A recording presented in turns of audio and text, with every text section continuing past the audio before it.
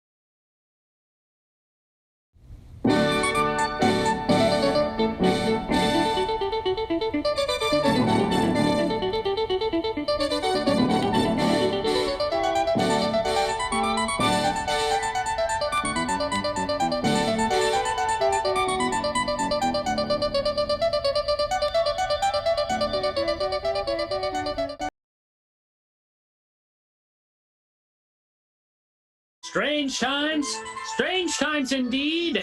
You're watching Strange Times Indeed, and I'm your host, Cliff McCallister.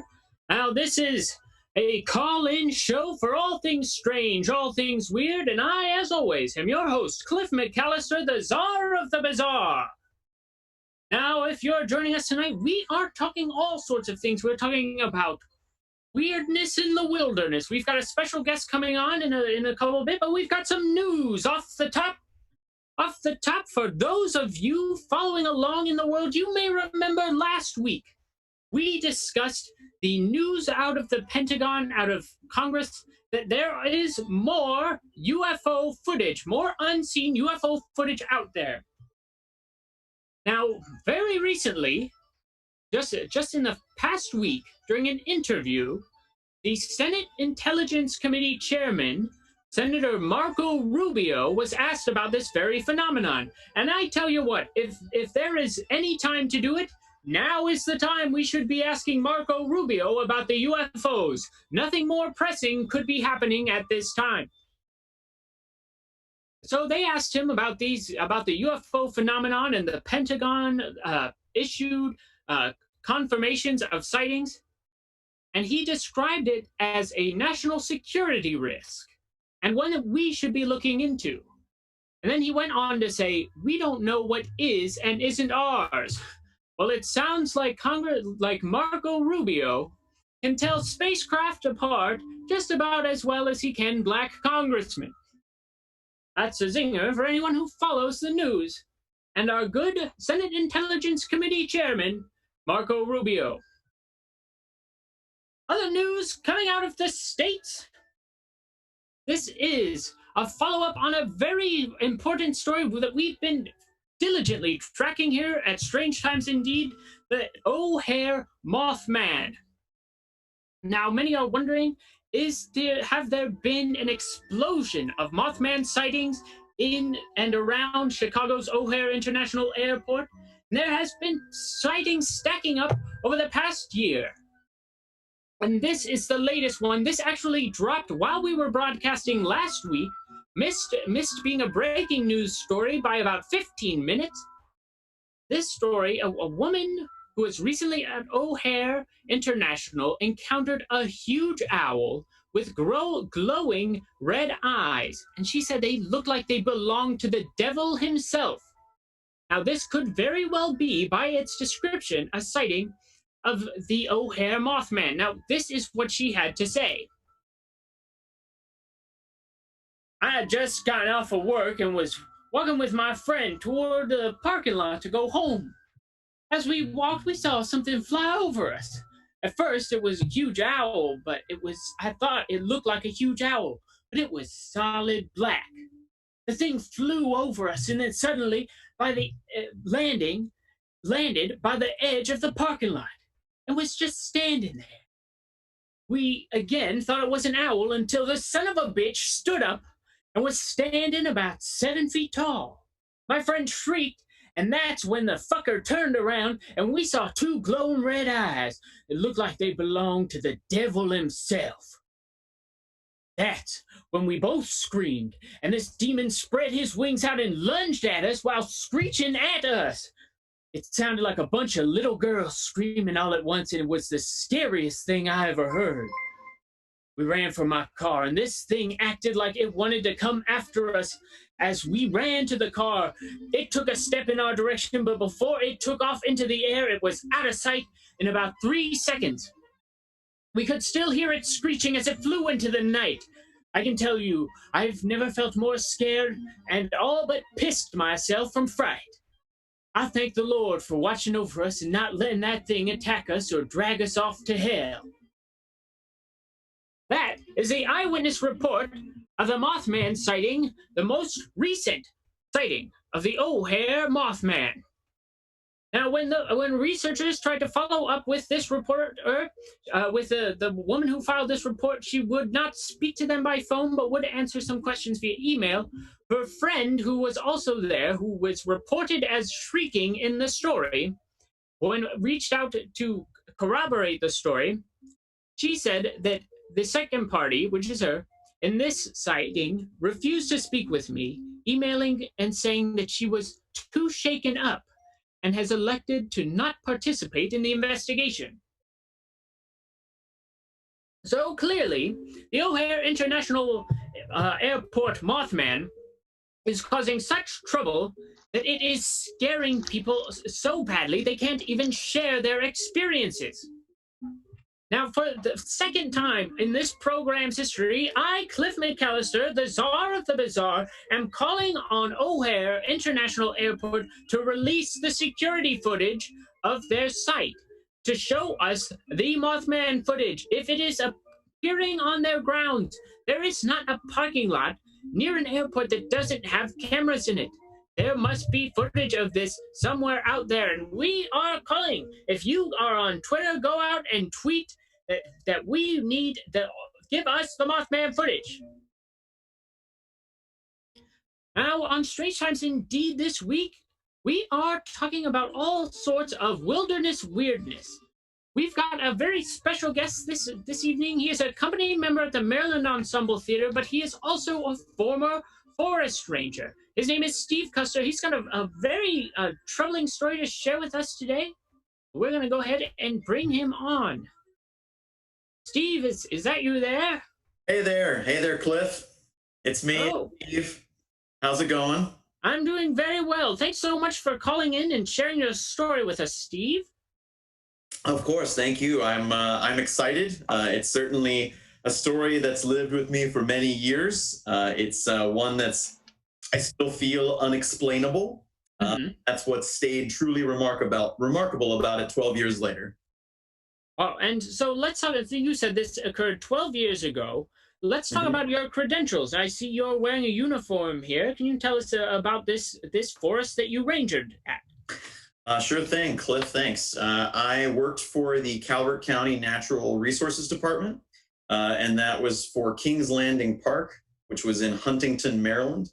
And I worked there as a ranger, a little bit of a technician, and I also taught classes. There was a junior ranger class, and then the big sequitur in this also was that a big part of my job was just staying at the camp and at the park over the weekends when Boy Scouts would stay there for long weekend campouts. And so you're there at this camp at the time, and you say this is an unexplained, something you have not been able to explain since. That's correct. It's because, much like your show, you talk about sightings of creatures and of unexplainable phenomena, but definitely something that I saw with my own eyes, and I swear to that I saw this with my own eyes, and the events that sort of tragically unfolded after I saw it led to some others seeing it, which was also very peculiar that it couldn't have been more than coincidence, that's for sure. That's very interesting. Now, if you're watching us on Instagram, you might want to switch over and join us over at twitch.tv/MetComedyNight. You can actually see what Steve looks like on screen there. And let me tell you, he's a dashing gentleman, especially in uniform. So if you switch over to our Twitch feed, you'll get to see him tell this story live on air. And if you're watching if you really got to stay on Instagram, you're only going to hear it. So, Steve, let's get into it. Let's set the scene. Where are you? What time is it? What's going on? Sure. It was summer, and I guess that was about 2007.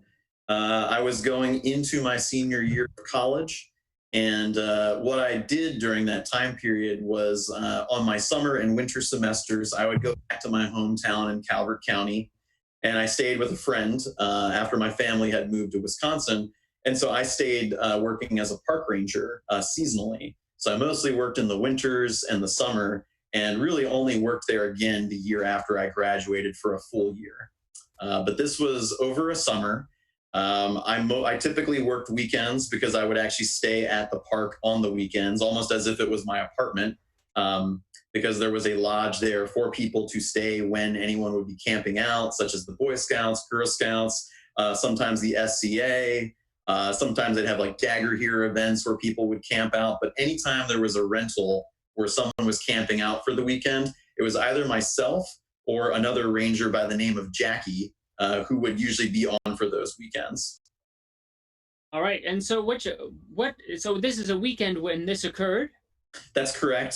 So Jackie is a much older woman than I. She was probably in her early 60s, while I was at the ripe age of, I think, 17 at the time. Or no, sorry, I guess I was right about at 20. I apologize. Apology accepted. Thank you. And Jackie would go on and on about the ghost tours that we would do at Kings Landing Park as well. There was some Civil War history around the Pawtucket River, and there was a really cool ghost tour that she would take people on, and she would tell me all about it. But I am very skeptical, and I don't know that I really, even to this day, even with this unexplained phenomena, still believe. So you can call me a Scully if you will, but I was basically prepping for a weekend, and Jackie, much as she always would talk about some of the ghosts around Kings Landing Park, and the one that she would reference. Now let me ask you a question about this Jackie. Would she just go off about ghost stories all the time? Like she could not help herself but talk about them, or would That's correct. She was on the clock? That is correct. She would go off and talk about them all the time, anytime, whenever she could. So you, totally unprovoked, you're just there putting on your little spiffy Forest Ranger outfit in the old locker room, and he's like, the ghosts over here really gotten out of control this season. Well, a good example of something that Jackie would do, because I worked with her for a number of years, so we knew each other pretty well. And at this point in time, this was my second season that I had been on working. So I knew about a lot of these ghost stories, and I knew about this one in particular that she would always talk about. And that ghost was named Red Eye. And supposedly that was a Union soldier who was stabbed through the eye by a bayonet and lived to haunt the Patuxent River around the Kings Landing Park area. So he lived to haunt it? Well, I guess undead. He died to haunt it. He died to haunt it. That's correct. And so Jackie would tell me these tales often, and sometimes it would be something like, we were in the main pavilion at the Kings Landing Park office, and the hand dryer in the bathroom would go off, but nobody was in there. And then Jackie would just say something like, "Oh, that must have been Red Eye, just Red Eye passing through." And I'd always just be like, "Yeah, okay, like whatever." Like, didn't believe any of that. Kind of just. This Red Eye sounds like it would be an awfully menacing specter. And her biggest concern is that it's turning on and off the hand drying units? It seemed as though she felt like she could be friends with it, and maybe it was just passing through. But I do swear that she oftentimes would think she could communicate with them. And I was like, okay, cool. Let me tell you, few haunting spirits that die because they got stabbed through the eye and thusly have a spectral red eye are kind spirits. It certainly doesn't sound that way to me anyway. So I agree. But anyway, that paints a picture of my coworker and some of the tales that she would tell. And we really did actually have a ghost tour that she herself was the only person who really sufficed for its services, but she would actually take people on tours around the park and tell all the stories. That's also a very odd thing for just a natural park to have.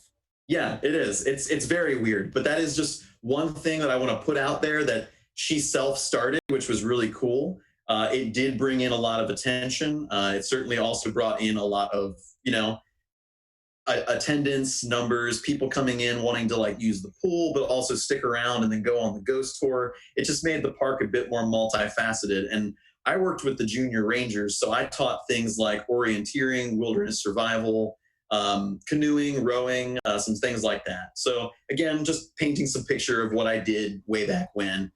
And so anyways, I see off Jackie, letting her know that, it's the end of her shift, which was right about maybe 4 p.m. And so she's leaving.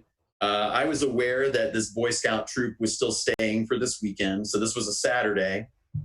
And after seeing her off, I was then the only ranger on duty. And the park usually closes around 8 p.m. So then I would go up to the front. I'd close the gate after doing basically a sweep of the entire park to make sure mostly everyone's gone, especially all vehicles. So everybody was gone. I closed up the park. And I went back mostly just to kind of have dinner to myself. And then I was going to go see the Boy Scout troop, kind of check in with them, let them know where I would be, which was at the lodge that I would stay at. And so I went down and I actually stayed with them for a little while. I stuck around for about an hour. I let them know that I was a previous Eagle Scout, which was kind of a common thing that I would do with scouting troops, just talking about their scouting experiences, their summer camps, things like that. Do you think that was a common thing for forest rangers to do?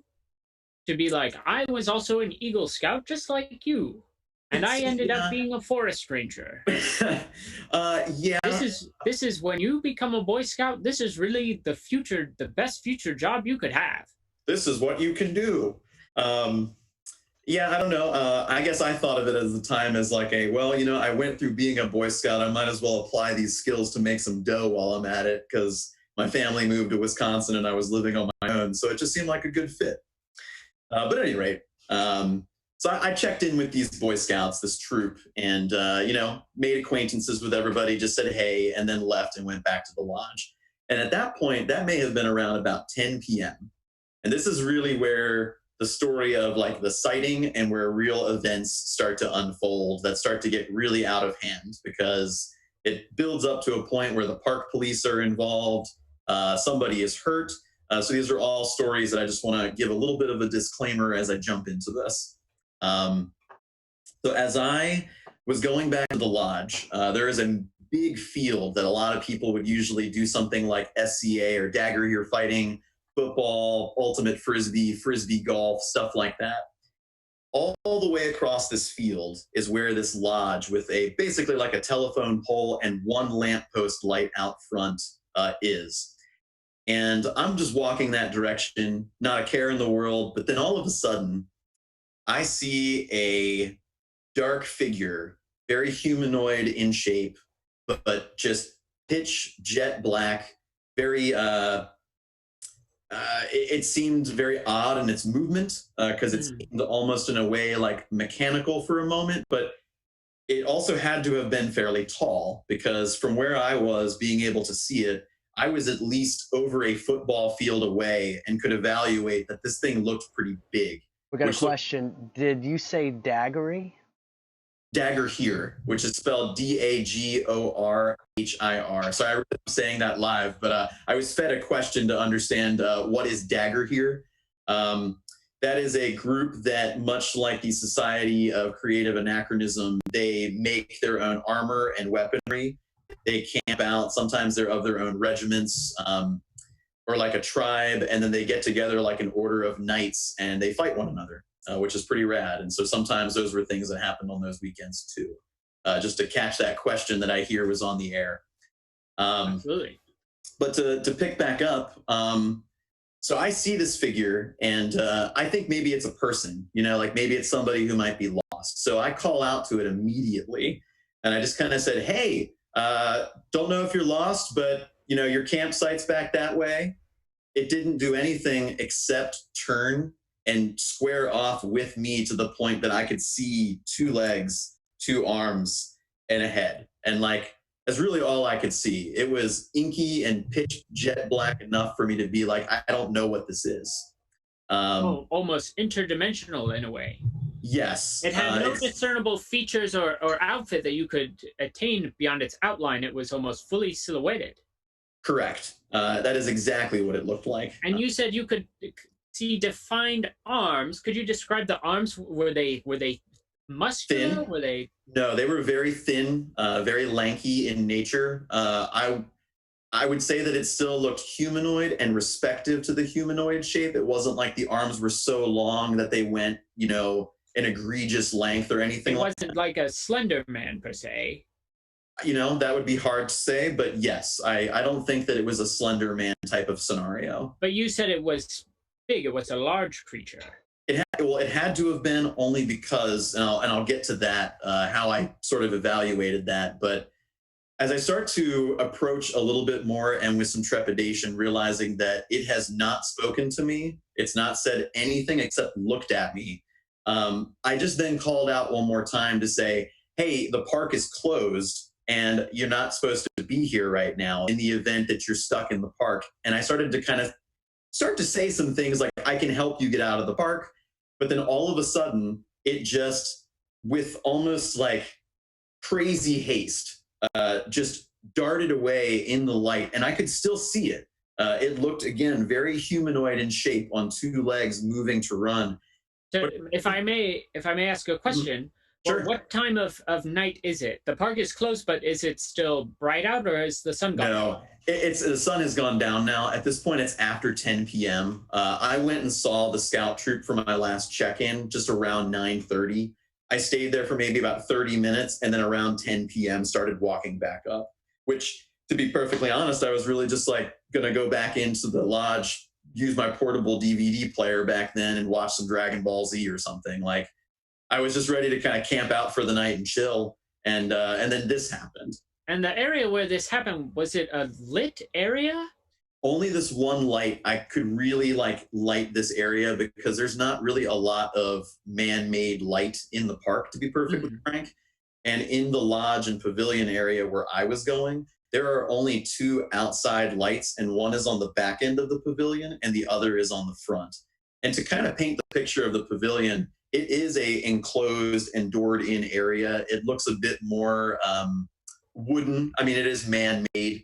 But those were really the only lights and the only light sources that I had. And so when it began to dart away, it looked humanoid in the shape that it was running, but its legs just looked so odd. I don't know how to describe it because it didn't look like a normal person was running. I just don't know how to say that any other way. It just seemed very clunky, but was moving very quickly. And so that alarmed me, but I also couldn't help but feel some jolt of energy in me that was probably just a person. And so I thought, oh, I need to at least figure out what's going on. So I ran. I went into a full sprint and was thinking, I'll try to catch up to this thing. I'll figure out what's going on. And I make it around the entire pavilion, and it's just gone. Ah. And so I started freaking out because it just felt so, yeah. And so we've got a few questions in the chat I want to get in here. Great. At this point, great. I'm glad. Now that this creature has made a run for it, this fully dark creature. Mm-hmm. You said it was almost completely black. You could not make out any features on this thing. I mean, I was about over 100 yards away when I first saw it. And honestly, it was probably even a bit further than that as I think about this trail. But I got to a point where I was about a football field in length away from this thing. And that was really my best sight personally from this point into the rest of this story.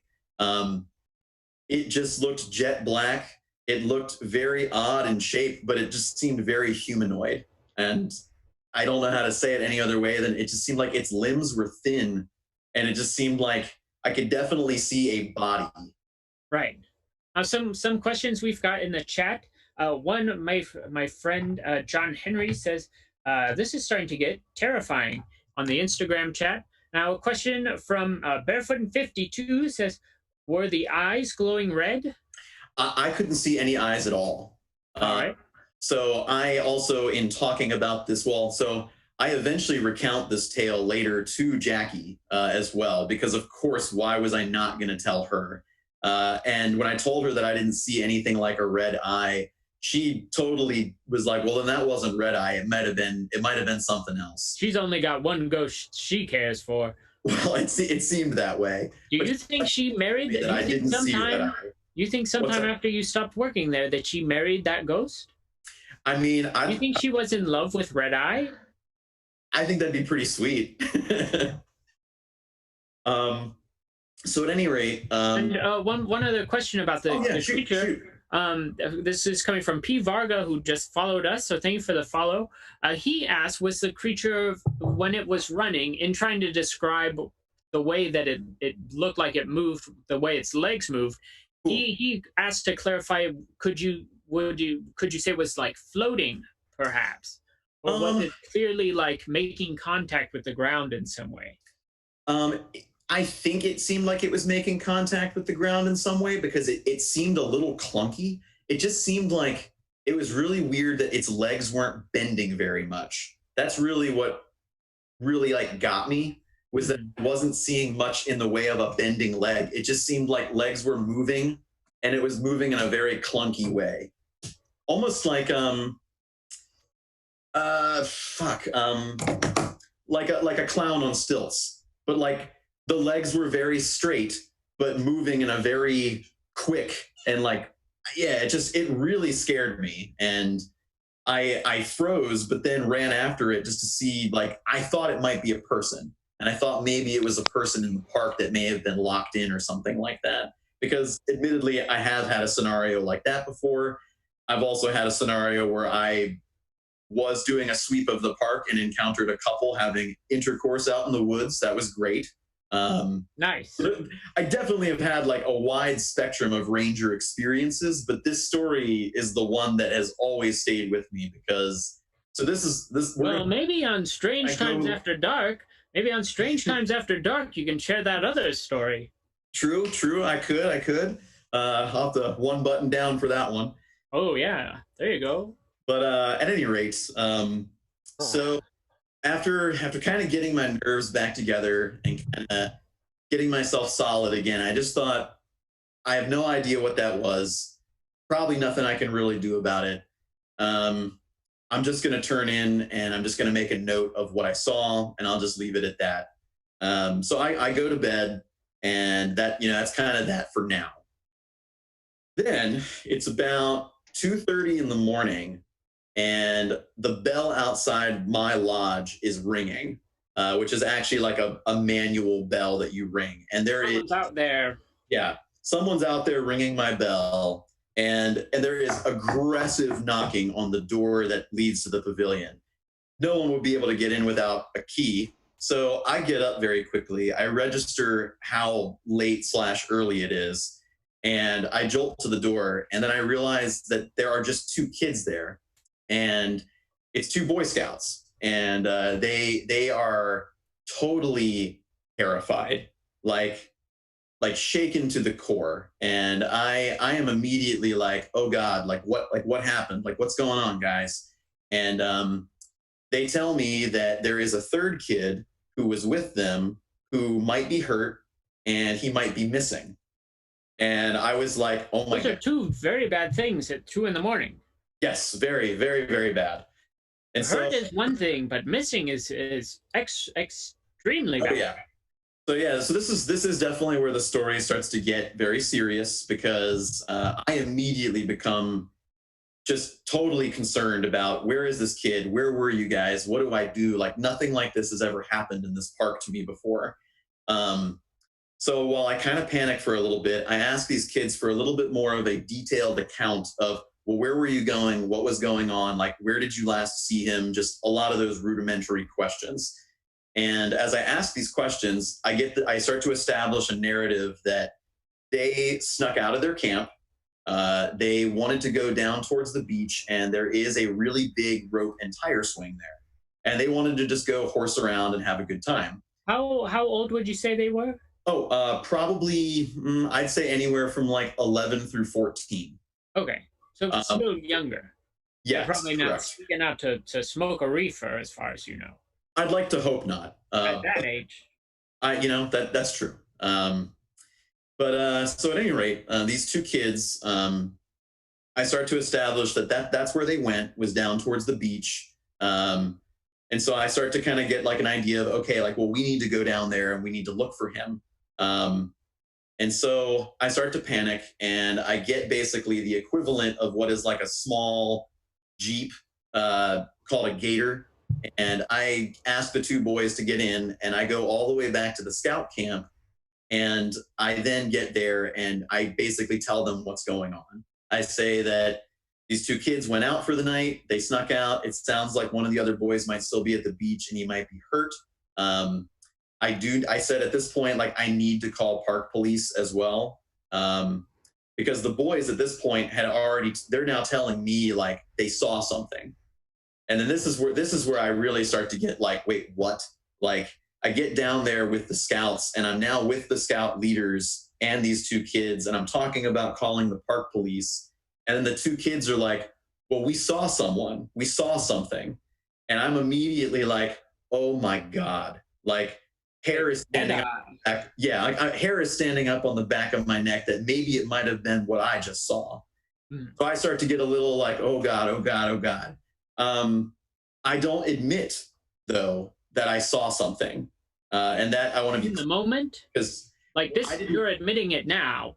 Yeah, I did not admit to the scout leaders or those scouts that I also saw something. At the time, I was trying to keep my cool, and I really wasn't sure fully what was going on here. So after that, when they said they saw something, did they kind of describe what you had seen? Oh, yes. So they went on to basically describe with very similar vocabulary, like a dark, tall figure. They said that it was in the woods and it was right at the wood line watching them. And they said that it was just standing there. It was watching. They said they called out to it. And then they said that it basically started to move towards them and then they ran. And so I was like, oh my God. I was like, this is getting crazy. And that's when one of their friends went missing, was when they ran? Yes. Did they bring this up when they came to your door the first time? Yeah. I mean, they ran from a man and our friend is missing? Yes, basically. And they thought that he was hurt. And I was like, okay. But the story just kept unfolding as it was going. So I was like, oh my God, like, what is going on here? And so I basically asked one of the boys to stay. The older one came with me, and so did the other scout leader. I called the park police and told them exactly where to go. I said, meet me down at the beach. I was like, we're probably going to have to do a sweep and look for a missing person. So I basically briefed them at this point. And so now park police are on the way. So now it's me, one scout leader, and one of the children who came to the door to get me. We get in my gator and we go to the beach. And when we get down there, almost not very long, actually, it was pretty quick that, like, not far down the beach line, I could hear someone crying and I could hear like a whimper, and we all could. So I got out of the gator and we started going down the beach line, and there's this boy. And he is like, no shit, just like in a bush of thorns. Like he is bloody. He has scrapes and cuts all over him. And I am like freaking out. This bush of thorns, is it in a place that he could have fallen into it?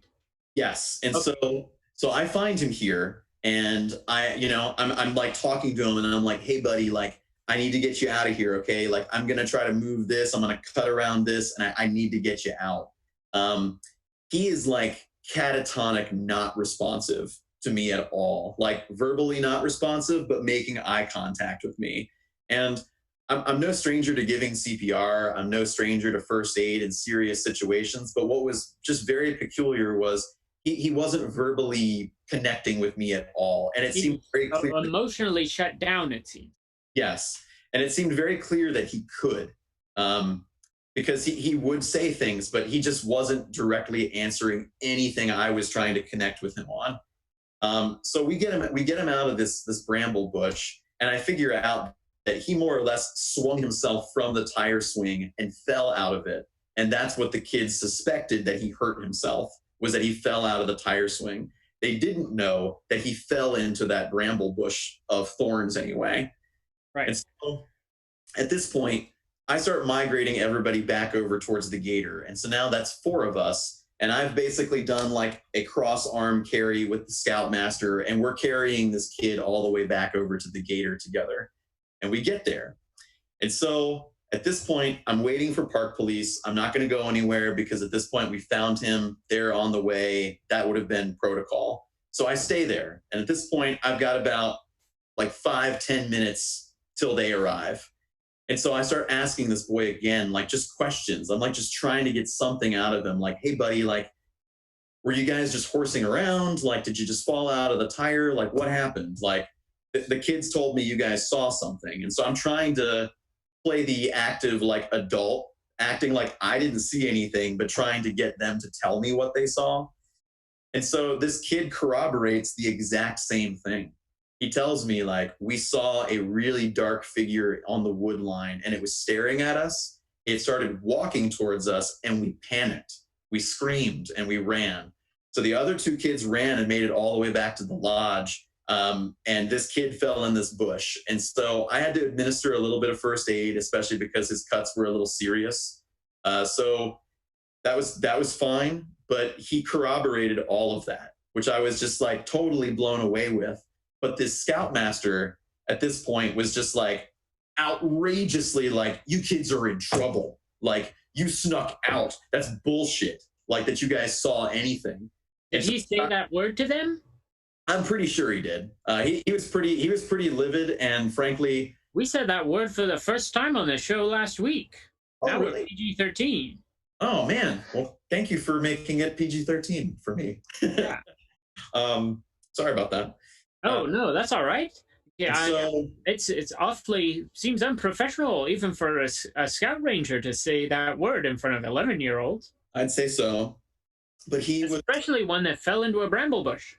He was so frustrated by the entirety of the events. I mean, he was putting on what felt like an act, but he kept acting like the kids were an embarrassment, or like they embarrassed him in front of me and the park, or that this or an Eagle Scout. Well, yeah, and and so, you know, I'm kind of just beside myself here about what to do. And so now the park police arrive.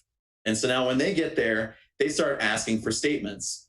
And ultimately, after the police went through statements with the two kids, the scoutmaster, and then got to me last, they basically were just like, okay, so these kids, they snuck out, they did this, the one kid fell in the bush. I think he's going to need to go to urgent care, so we are going to have to leave with him. But they don't really touch on anything to do with, like, was there anything that we saw? But then this one kid, he's like, but there was something. Like, he kept, it felt like a movie, but this kid just kept being like, but we saw someone. Like, someone came after us. And I had a hard time believing it, but I was trying to validate his feelings by being like, buddy, I'm sure you did see something.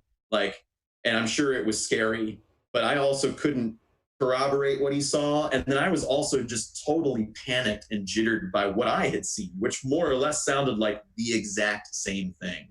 And to recap, because I know we've got some new viewers, prior to this disappearance and finding of the child in the middle of the night who witnesses this creature, you had witnessed something while you were shutting down the park. Correct.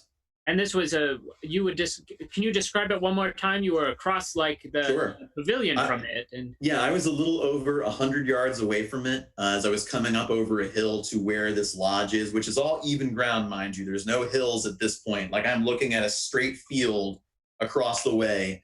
And there is a pavilion that's, I mean, if I'm going to give it a structure, it's not that big, but with a couple offices, it's maybe 30 to 40 feet long in width. It's one floor and then a very modest, like, log roof. Which is very nice, but we want to hear the creature. I'm just trying to paint the picture again one more time. And so out in front of this pavilion was one, like, light pole, which was a power line pole.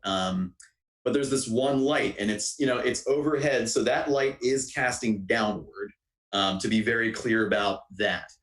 But since that was the main light source, I saw a figure definitely walk into the area that would be directly underneath this light. And it seemed so tall, and it just seemed so peculiar to me, because by that point in time, which also, I'm sorry, I didn't actually go back to that sequitur earlier. When I finally got all the way over the distance of this field, when I kept calling out to it and then it ran, when I finally got up to about where that pole was, when I was looking at it, I could not stop but think, like, holy moly, like, if that really was as tall as I thought it was, then it had to have at least been, as I'm staring at this pole, like 7 feet. So it seemed scary. Once I, like, rounded that corner and walked back and was like, wow, that had to have been pretty tall. Like, what could that have been? 7 feet is generally classification for a giant. Is that? It's proportion to a normal size, I believe. That's basically the minimum giant. Okay. That's good to know. But yeah, But this a completely dark and featureless giant. Yeah. So that encapsulates what I saw. But then that went on to be, you know, kids went out for the night, they saw something too. And it just, everything seemed so oddly similar. It just seemed like it was more than coincidence, but I couldn't stop dispelling this idea in my head that park police needed to come back the following day and really do a sweep of the entire park for a person. So the following day, just to like wrap this little bit, because there's really not much to the end, unfortunately. That is the biggest bulk of the story right there. Right. But I did have to file a report. So I wrote a report that basically said exactly what the park police report did, which was these kids left their camp. One of them hurt themselves. A kid had to leave and go to urgent care. But I also couldn't help but like notice that there's nothing in here about a person, a sighting, or anything. So I still put that in my report that the kids claimed that they saw something. But they claimed something when the park police were there too. But the park police didn't put that in the report. Correct, they did not. Police in America for you. Amen. Bingo, Cliff. That's definitely for sure. Us park rangers aren't exactly big fans of them. So at any rate, that kind of gives you the butt end of it, which was that I filed a report saying that the kids claimed they saw something. It seemed like somebody.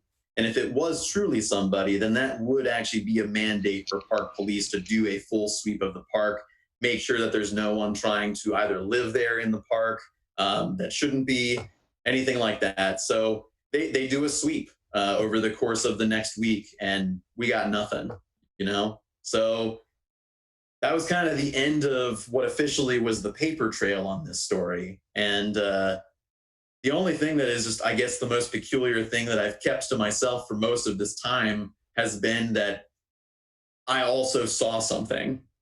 And that scared, I mean, it scared the hell out of me. Like, my heart was racing that entire night. Like, it was hard for me to get to sleep. And then when I woke up, I didn't go to sleep for the rest of the following day. Like, at that point, I was just awake. I mean, it was at this point getting to be 4 o'clock in the morning when we were seeing this kid off by urgent care as park police were leaving with their report. And the scouts were just going back to go finish their camp out and then leave the following morning because they were going to leave at roughly around noon, I think. And so, yeah, that's it, man. That's what happened. And now that's fascinating and terrifying. I'm gonna give you an honest truth from the chat here. Good. This is a question coming in for you. It might be a little hard to hear. These kids never knew you believed them, and never knew is in all caps. Did they never? They never knew. They never knew. I never corroborated what the kids saw. I validated that they saw something. You said your experiences are valid. Yes, I validated their experiences that they saw something, but I did not corroborate and say to them that I may have seen something similar or the same thing.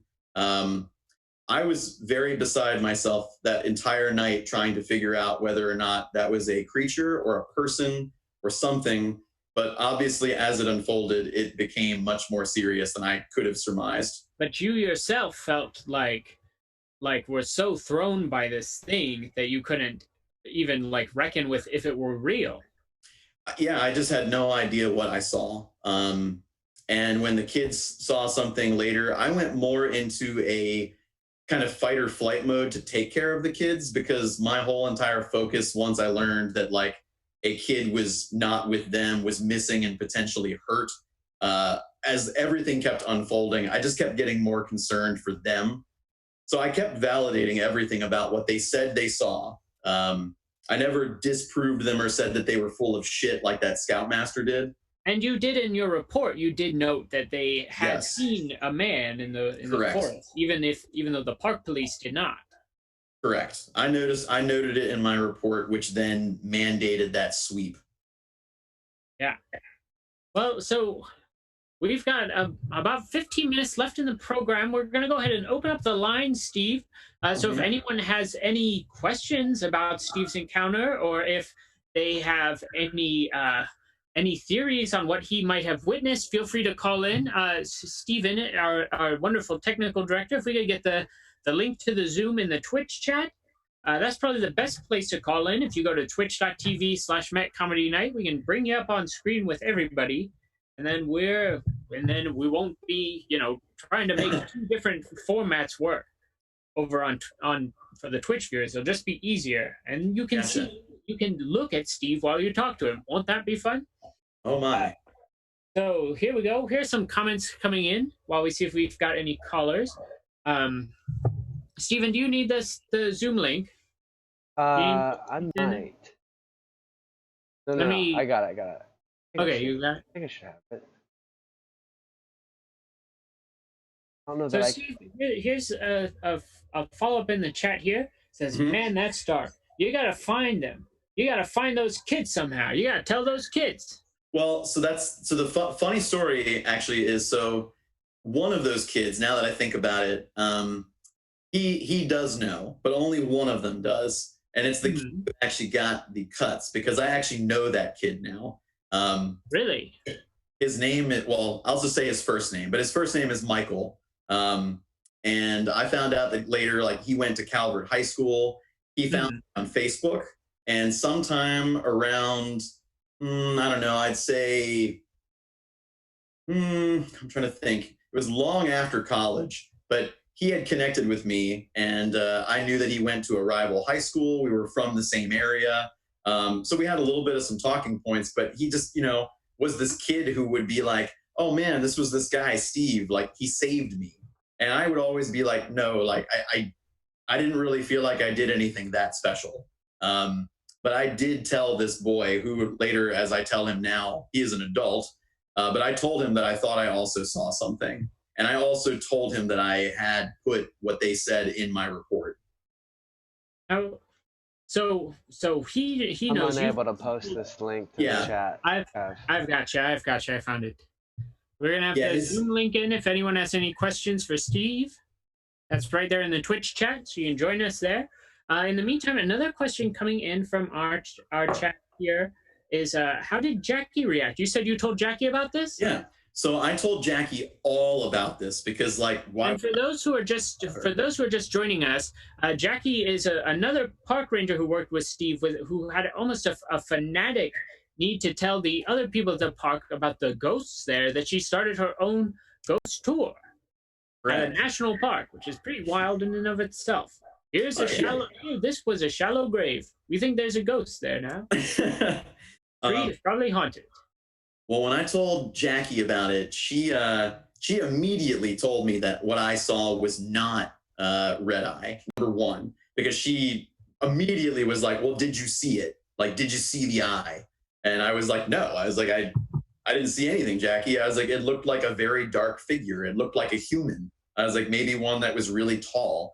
And so when I told her about it, that was also what led to, well, I'm filing in my report that the kids did see something, but I told Jackie that I saw something. And so she was the first person that I really confided in after the events of what happened, because it was really the following day. I was waiting for her to come on for her shift, and I was like, Jackie, you're not going to believe what happened, like, over the last bit. And I told her everything, top to bottom, because I also still, like, needed to get the report turned in, and also I needed her to sign off on it too. But she was just, like, totally amazed more by what the kids, had experienced, and wanted to know more about that. She kept asking me why I didn't ask them more, which, I couldn't help but be more worried for their safety. I was very skeptical about what I saw, and I kept thinking that it couldn't be a ghost. Like, maybe it was a person. And I kept just telling myself that over the years, was that I probably saw a person. But it's some sort of person with no features at all. No discernible features, completely black, and 7 feet tall. An interdimensional giant of sorts. That is correct. We've got people in the chat over on Instagram. They are saying you are a hero. They're saying Hero Ranger Steve. People out in the chat calling you Hero Ranger Steve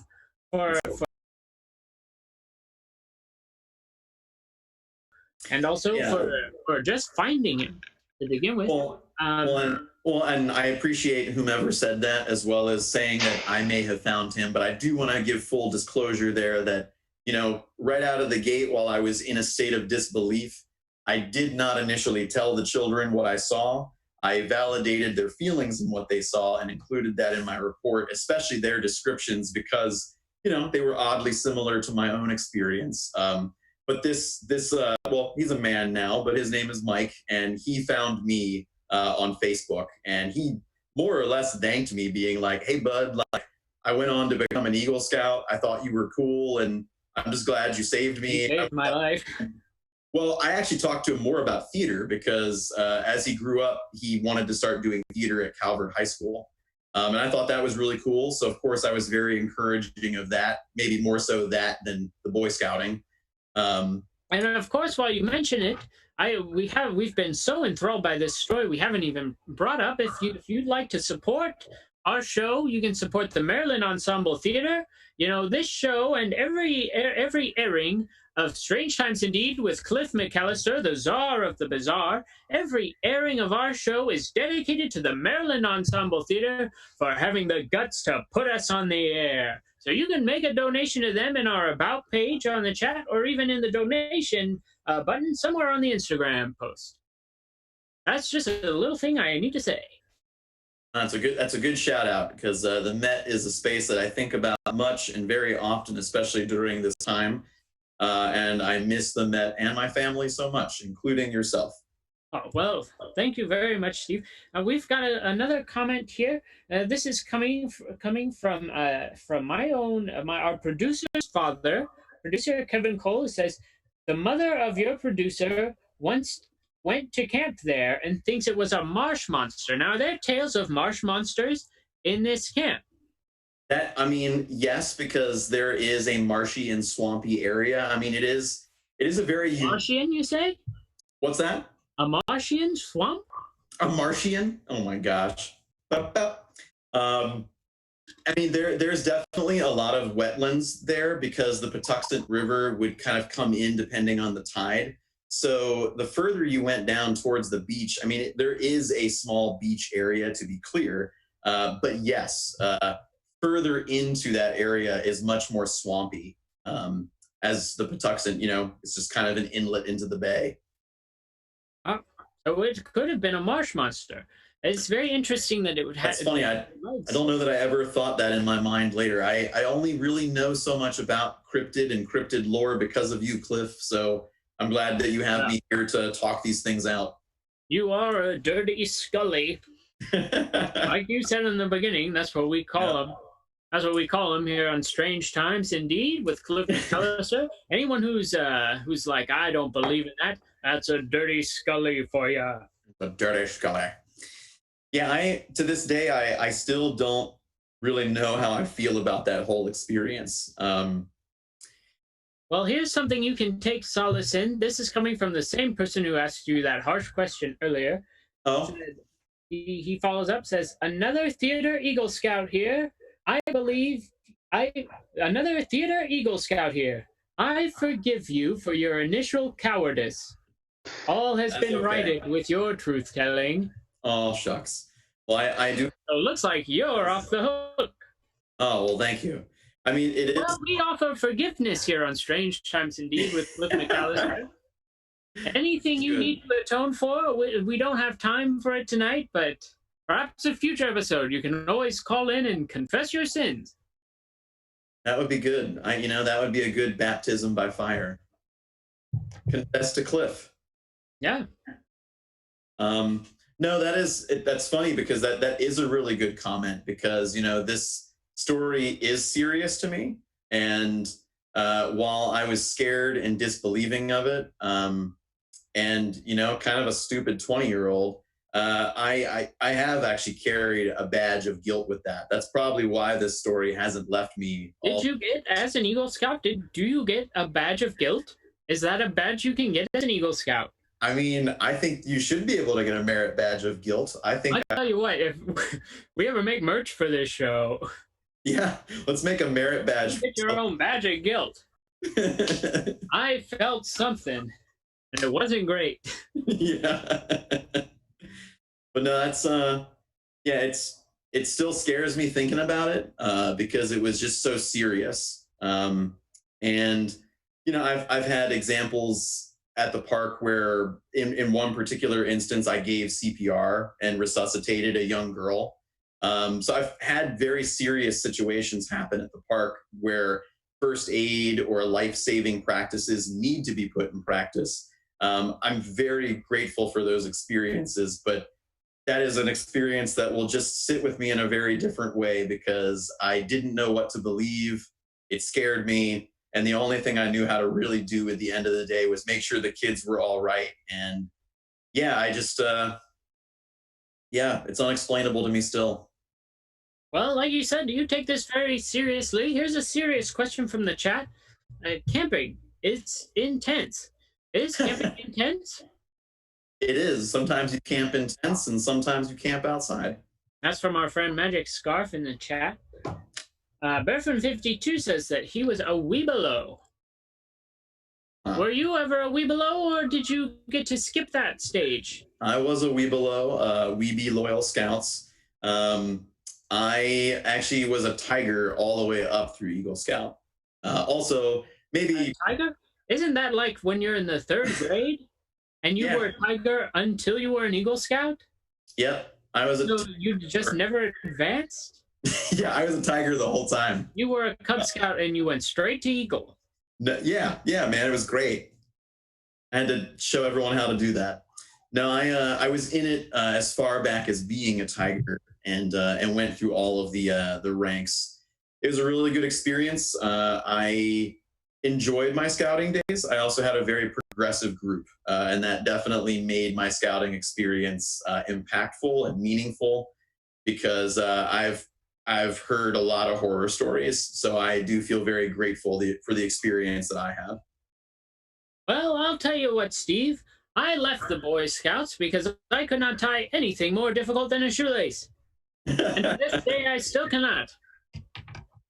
That's okay. I'll teach you sometime. Oh, thanks. I appreciate it, Steve. We're going to go ahead and wrap this show up. I want to thank you so much for giving us your time. Of course. Thank you, Cliff. Thanks, everybody. Thanks for listening. Thank you so much. Everyone, thank you for staying in. Let's see, we've got one other thing in the chat. You didn't have any trouble going back night after night in the park without being scared. One final question for you.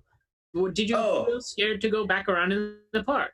I'm still scared to be in that park. I worked in it for another year after that, and then for a full year. And while none of that time I saw any other sighting or was concerned, that experience still stayed with me the entire time. And I worked at that park basically up through graduating college, and then for just a little bit longer after that. Fascinating. Well, Steve, thank you so much for joining us.